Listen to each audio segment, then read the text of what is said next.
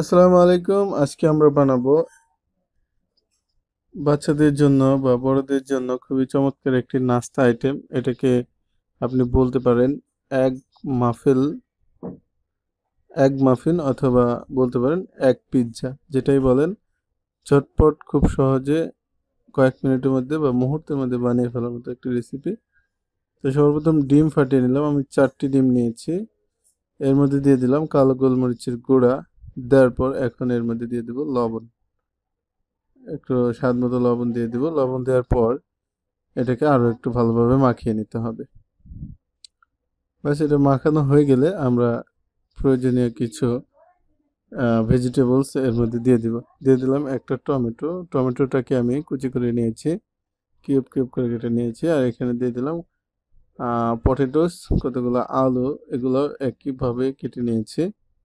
ব্যাস, 2 মুঠ দিয়ে দিলাম। আর সেই সাথে দিয়ে দেবো কতগুলো পেঁয়াজ।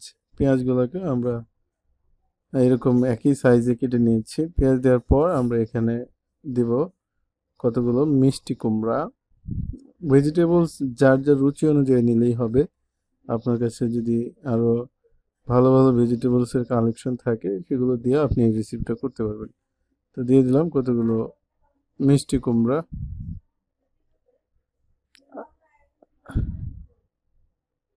তো ব্যাস, এখন দিয়ে দিব কতগুলো কাঁচামরিচ। এই যে কাঁচামরিচগুলো দিয়ে দিলাম। কাঁচামরিচ দিয়ে তারপর এখন আমরা এগুলোকে সুন্দর করে মিক্স করব।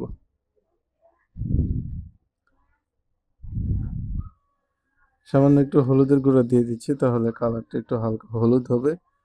দিয়ে এটাকে আরেকটু মিশিয়ে তারপর এখানে একটু দিয়ে দেব বেকিং পাউডার। বেকিং পাউডার এটা অপশনাল, না দিলেও হয়, কারণ ডিম তো এমনিতেই ফোলে।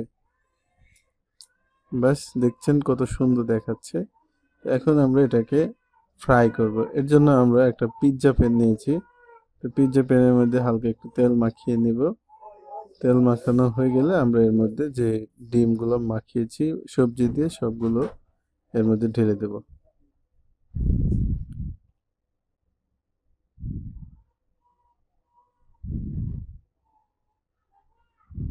বাস, সবগুলো ঢালা হয়ে গিয়েছে। এখন আমরা একটা পাত্রের মধ্যে এভাবে দিয়ে তারপরে একেবারে ফুল আঁচে এটাকে সিদ্ধ করব। যদি ফুল আঁচ না হয় তাহলে এটা ফুলবে না। তাই আমাদের এখন অনেক বেশি তাপ দিয়ে এটাকে রান্না করতে হবে।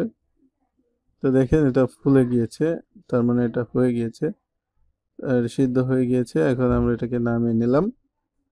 বাস, তৈরি হয়ে গেল চমৎকার অমলেট মাফিন। এটাকে কেটে আপনি সার্ভ করতে পারেন, অথবা যদি আস্ত রাখেন তাহলে হবে এগ পিৎজা, আর যদি কেটে রাখেন অমলেট মাফিন। যেটাই হয় হোক না কেন, একটা হলেই তো হলো, নাস্তা হলেই হলো।